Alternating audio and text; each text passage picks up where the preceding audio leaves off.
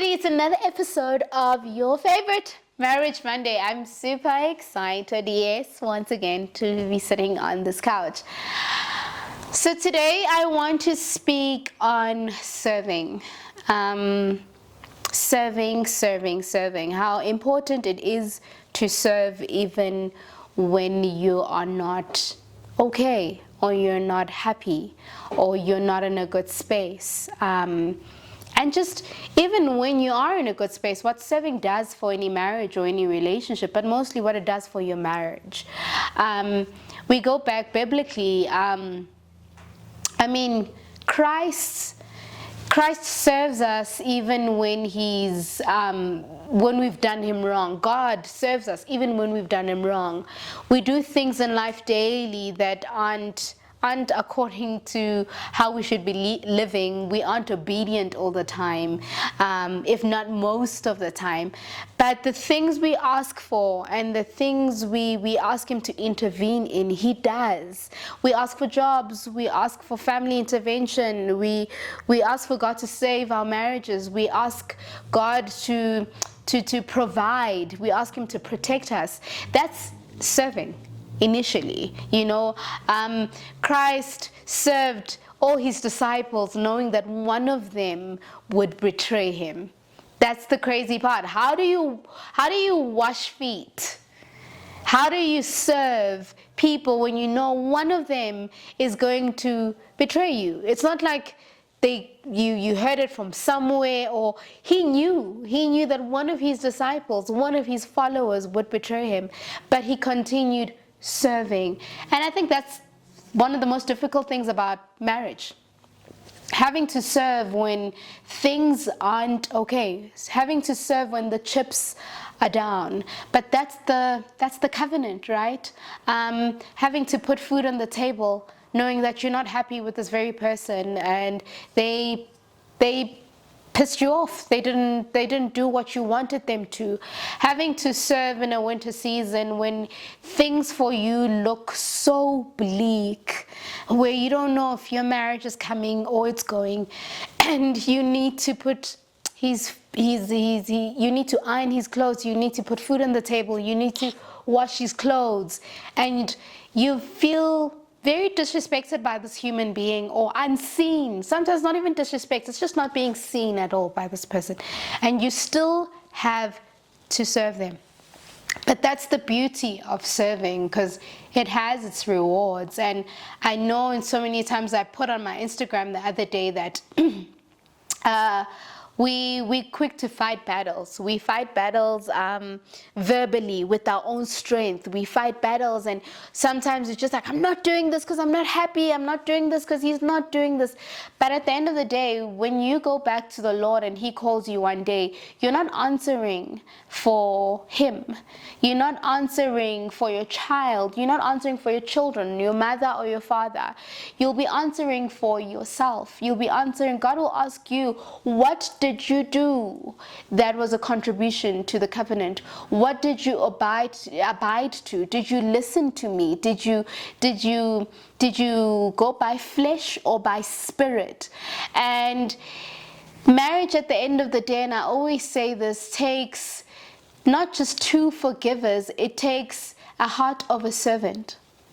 And when I speak of a heart of a servant, I don't mean kneel down and give him his food on your knees, or call him certain names, uthakazele all the time, call him by his favorite things or whatever. No, I'm not talking about that, not being a literal servant. I'm talking about doing things when you are not at a great place, when you're not happy, serving even when the chips are down.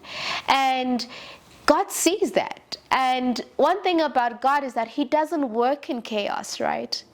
And he's not a person, you see, while you're still struggling and you're still fighting and you're going by flesh and saying, I'm not going to serve this person because I'm unhappy, because they don't do this and that and this for me. But yet you are still there asking God for certain things. God will not come in. He does not work in chaos. He needs you to be still. He needs you to quiet down. And he needs you to do what he says you should do. And I think that's one of the most difficult things to do when you're married. I think those, personally, I'm still learning. It's an ongoing journey, because the trials are not the same, the storms aren't the same, but serving remains. It doesn't change. It's never changed. God serves us even when we don't serve Him, or don't see Him, or forget Him, or forget the things He asks us to do. I mean, we struggle to even just wake up on a normal Sunday and go to church. And some of us have gifts and talents that could contribute to the kingdom of Christ, and we don't use them at church. We're just walking around with them, waltzing around with them on a normal day. That's not serving. We're not serving. But He has never forsaken us at any point. And that's why He created an institution, or that's why He created a covenant like marriage, for it to resemble the kingdom. Marriage is a resemblance of the kingdom. And one of its biggest resemblance is serving. It's having a heart of a servant even when the chips are down. And I personally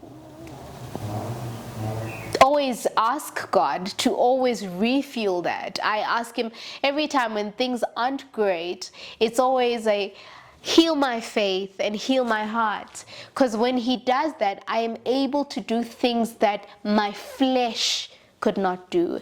I'm able to do things where my heart on a normal day would not do if I went just by me, by human nature.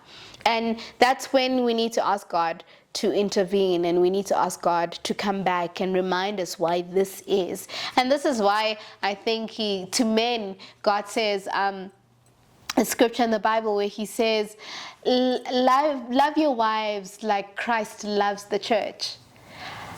How do you love sometimes somebody who's betrayed you? How do you love somebody when you feel like they don't see you? When you feel not respected by this woman? But think about how many times the church has done wrong by God. A lot of times. But does God show up for the church? All the time. And He says to women, love your husbands.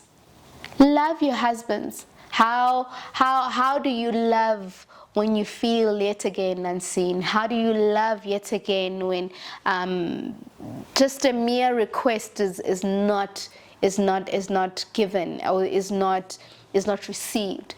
You have to somehow love this person. And that's the sovereignty of God. That's who God is. And this is why He created marriage. And that's why I say marriage, my mom always says, marriage is not for the faint-hearted. Marriage is not for children.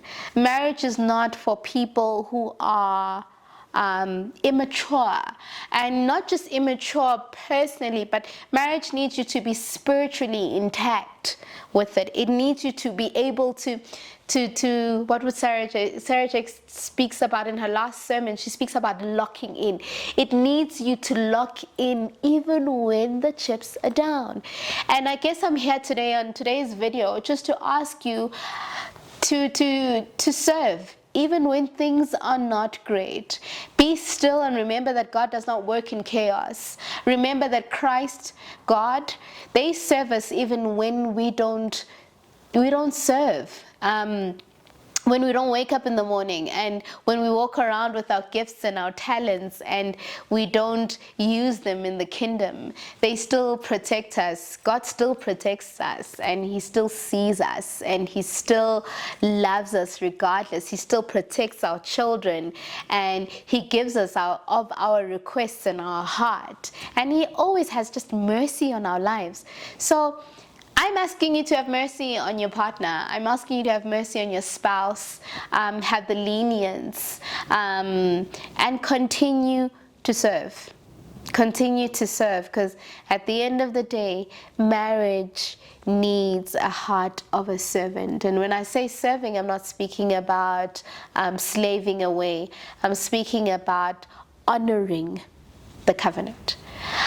And that's about it for today. And don't forget, Like I always say, to follow me at Lady Love Bhagwan on Instagram, Metlomacool's The Cool Clan on YouTube, and at Marry Girls Club on Instagram. Like, share, and subscribe, and I'll check you guys on the next Marriage Monday. I love you guys, and like I always say, we're here for happy, healthy, successful marriages. Love y'all.